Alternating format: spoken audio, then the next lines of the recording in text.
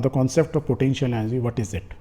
Potential energy आपने पढ़ा है, you know very well, but let's revise it again. I can say this way, energy you know, potential means किस बोलते हैं ना, किसी में बहुत पोटेंशियल है. जैसे ये लड़का है, इसमें बोलेंगे बहुत पोटेंशियल है, बहुत भारी भारी चीज़ उठा सकता है. तो means physically he is very potential. कुछ माइंड से उनका बहुत तेज और शार्प होता है. इसे बहुत पोटेंशियल लड़का बहुत आगे तक बढ़ेगा, या ये लड़की बहुत आगे तक बढ़ेगी. दैट मीन्स इनसाइड में उनके अंदर उस टाइप की एनर्जी है, whether it is a mental या फिजिकल एनर्जी. तो जो stored energy is called potential energy. यदि ये लड़का इस बिल्डिंग पे ग्राउंड से चढ़ के इस बिल्डिंग पे आ जाए तो ही हैज़ गेन समथिंग. तो वो जो समथिंग गेन किया, again he has gain some potential energy. चलो लड़के को हटाते हैं, लेट्स टेक अ मास. एक बॉडी है, एक बॉल है, ग्राउंड से उठा के यदि मैं उसको ऊपर तक ले जाता हूँ तो इसमें कुछ एनर्जी आ गई. कैसे आ गई आपको मालूम चल गया. यदि इस बॉल को आप यहाँ से छोड़ दोगे तो क्या होगा, फट से नीचे गिरेगी. तो ये अपने आप ऐसे चलने लगे. That means it has gain some energy and that energy is stored inside it, called the stored energy. So the word potential suggestion means possibility और द कैपेबिलिटी फॉर एक्शन. किसमें कितना पोटेंशियल है, कितनी पॉसिबिलिटी है उस action लेने की. या दूसरे वर्ड में बोला जाए स्टोर्ड एनर्जी. बॉल यहाँ ग्राउंड पे थी, ग्राउंड से हम ऊपर उठा के ले गए तो it has gain some energy जो उसके अंदर स्टोर्ड हो गई. Again it's basically potential energy. या by the virtue of position, ये बॉल पहले ग्राउंड पे थी, अब ये ऊपर चल गई तो पोजीशन चेंज हुई. By the virtue of position और configuration of a body, means ये मोटा या पतला आदमी है तो उसमें एनर्जी, पोटेंशियल एनर्जी या स्टोर्ड एनर्जी उतनी ज़्यादा या कम होगी. ये किस पर डिपेंड कर रहा है, या तो पोजीशन पे या कॉन्फ़िगरेशन ऑफ द बॉडी. दो तीन चीज़ों पे डिपेंड करता है. सो लेट्स सी कि ये बॉडी है जिसका मास m है. ये m मास की बॉडी है तो इसमें हमेशा डाउनवर्ड डायरेक्शन में एक फोर्स लगेगा which is equal to mg. m is the mass, g is the gravitational acceleration due to gravity. तो force is equal to f is equal to mg. Direction हमेशा towards the center of the earth होगी. जब किसी body पर force लगता है और ये बॉडी यदि ऊपर से नीचे ट्रैवल करती है, और ये ट्रैवल कितना करेगी, ग्राउंड से लेकर जिस हाइट तक, suppose the height of this building is h. ये फोर्स लगा इस पर h हाइट तक, h डिस्टेंस से फोर्स कंटिन्यूस लगा, तो means force is constant. There is no change in the value of g. Mass constant है, g कांस्टेंट है, means force is conservative. There is no change in the force throughout this activity, right. So क्यों बोल रहे हैं ऐसे. मान लो ये अर्थ है, अर्थ के रेस्पेक्ट में यदि मैं h ये हाइट लेता तो अर्थ बहुत बड़ी है, तो मैं ये बोलूँ कि ये बॉल जो है अर्थ के ऊपर, एक बिल्डिंग के ऊपर रखी हुई है. कहने का मतलब ये हुआ कि अर्थ का रेडियस इज, यदि मैं रेडियस लेता हूँ R he is the radius of the earth, it is very very big compare to the radius of this. ये मास का ये जो मास है बिल्कुल सरफेस पे रखा होता है. चलो मान लो पहले ग्राउंड पे रखी हुई है, इसकी रेडियस आर है, तो मीन्स सेंटर ऑफ मास क्या होगा, ये हो गया. तो मैं सेंटर ऑफ मास कहाँ पे, आर डिस्टेंस पे from the surface of the earth. जबकि R E is the radius of the earth. R E के रेस्पेक्ट में यदि आर की वैल्यू देखो is very very very very very small, या उल्टा बोला जाए R E is very very very large compare to R. That means ये आर निग्लिजिबल बोल सकते हैं हम. वो सरफेस पर रखा हो, यदि मैं इसमें एच भी डोल लूँ तो भी कोई खास फर्क नहीं पड़ेगा. इसका मतलब ये बोल सकते हैं g its value is constant at the earth surface. यदि मैं अर्थ सरफेस पे लेता हूँ, यहाँ थोड़ी बहुत हाइट भी ले लेता हूँ तो कोई खास फर्क नहीं पड़ता है. द जी की वैल्यू मोर और लेस इज़ कांस्टेंट. तो वी से the force is conservative, force में कोई चेंज नहीं हुआ. सेम वे में आर की जगह यदि मैं आर में एच भी जोड़ लेता तो H is very very, R plus H is very less than, very very smaller than the radius of the earth. यहाँ तक क्लियर, ओके. सो ये फोर्स लगा, ये बॉडी ऊपर से चल के नीचे तक आई, एफ फोर्स लगा, एच डिस्टेंस किया, तो वर्क डन क्या होता है, फोर्स इनटू डिस्टेंस. फोर्स की वैल्यू क्या है, mg. डिस्टेंस और जो डिस्टेंस ट्रेवल किया h, तो mg h लिख सकते हैं. सो mg h is what is the work done by the force f on the mass m. कब से कब तक, यहाँ से जब तक वो नीचे तक आया, ओके. दूसरी चीज़, ये चीज़ जो है यहाँ से यहाँ तक चली, और mg h हमने पढ़ाई था पहले, potential energy. So potential v से हम नॉर्मली पोटेंशियल एनर्जी को p ना बोल के v बोल देते हैं बहुत बार. तो potential energy v with respect two is the function of h, क्योंकि देखो mg h आ रहा है. दैट मीन्स यदि हम h की वैल्यू मालूम है तो हम पोटेंशियल एनर्जी निकाल सकते हैं. यदि मास मालूम है, g कांस्टेंट है, h मालूम है, तो potential energy at particular height h we is given by this formula mgh.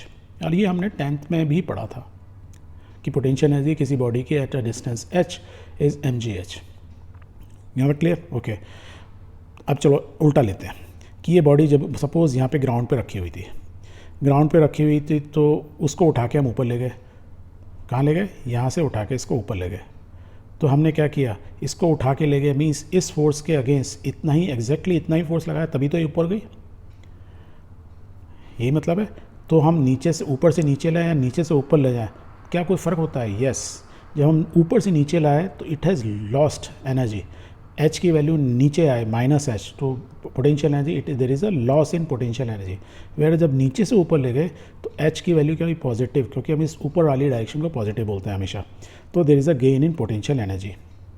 Plus हमने ये पढ़े थे इक्वेशंस ऑफ मोशन, ये तीनों के तीनों, v is equal to u plus a t, v square minus u square 2as, या s is equal to u t plus half a t square. यदि ये आपको याद है तो देखो हम इसको ना सेकेंड वाली इक्वेशन लिखा, v square minus u square 2as। Initial velocity, यदि ये बॉल ऊपर से नीचे गिरती, h हाइट गिरती, तो इसकी वेलोसिटी देखो, इनिशियल वेलोसिटी है 0, फाइनल वेलोसिटी v निकालनी है, a की जगह हो गया g, h इज क्या है, h is the height, distance travel, तो v square is equal to 2gh। V square यदि 2gh है, दोनों तरफ हम क्या करते हैं, डिवाइड, 2 से इसको डिवाइड कर दो, 3 नीचे लिया तो वी स्क्वायर अपॉन 2 लिखा है, दोनों तरफ अब क्या हो, m से मल्टीप्लाई कर दो, तो क्या होगा, m v square upon 2 is equal to mgh। और देखो mgh क्या होता है, अभी हमने निकाला था change in potential energy at a height h, तो ये पोटेंशियल एनर्जी होगी। और half m v square is the kinetic energy, that means kinetic energy is equal to potential energy. कैसे कि इस बॉल में initially there was no velocity but it was having a potential energy of mgh, h height पे। जब ये ऊपर से नीचे गिरी, gain, there is a gain in speed या गेन इन वेलोसिटी, जो कि वेलोसिटी कितनी होगी, v। वेलोसिटी गेन हुई तो मास m है, तो half m v square is the kinetic energy, means whole of the potential energy converted into kinetic energy. तो काइनेटिक एनर्जी क्या हो गई, left side kinetic energy, right side potential energy. ये हमारा इस वाली इक्वेशन से भी निकला, इन दोनों इक्वेशन सॉल्व करके। कहने का मतलब यह है कि यदि मैं ऐसे समझते हैं इसको, सेम इक्वेशन को v h is equal to m g h, potential energy m g h से लिखा जाता है, तो change in potential energy with respect to h, derive कर देते हैं both side with respect to h. Height के साथ साथ पोटेंशियल एनर्जी अलग अलग होगी, इस साइड पे अलग होगी, इस पे अलग, इस पे अलग, और टोटल एच पे तो अलग ही होगी। दोनों तरफ डी बाई डी एच से ड्राइव कर दिया दोनों साइड के, किस इक्वेशन को, इसको। तो we can write this way, okay. यदि इसको देखो m is constant, g is constant, तो ये क्या होगा, h का derivative with respect to d h क्या होगा, 1, तो राइट साइड क्या होगा, mg। और ये डेल्टा v अपन डेल्टा एस, तो इसको ऐसे ही लिख सकते हैं। और h क्या है, नेगेटिव डायरेक्शन में, क्योंकि हम ऊपर से नीचे आ रहे हैं, तो माइनस। तो चेंज इन पोटेंशियल एनर्जी जब ऊपर से नीचे आते हैं तो mg इज़ फोर्स, ये हमने मालूम ही है, तो माइनस f। तो इस इक्वेशन से क्या है, delta v change in potential energy with respect to height is equal to minus f। या इसको थोड़ा नॉर्मली हम h ना बोल के ना, नॉर्मली हम एक्स वाई यूज़ करते हैं, x क्योंकि कोऑर्डिनेट्स में देख रहे होते हैं एक्स एक्सिस वाई एक्सिस के फॉर्म में, तो हम नॉर्मली x को यूज़ किया जाता है, ठीक है। You can use y also, but solve करते समय तो यदि h को रिप्लेस कर दूँ मैं x से, तो इस इक्वेशन को आई कैन राइट दिस वे कि f is a function of x, force is a function of x। Function of x means x के साथ, मीन्स ये जो हाइट है मैं x बोल दूँ, तो is a function of x is equal to minus, ये माइनस साइन आता तो माइनस इधर लगता, तो d v upon d x, h को हमने बस इससे कर दिया, राइट। या इसको थोड़ा सा ऑल सॉल्व करें तो ये इसको इससे कर सकते हैं, तो माइनस डी वी, तो I can write minus d v is equal to f x into d x, ये लिख सकते हैं।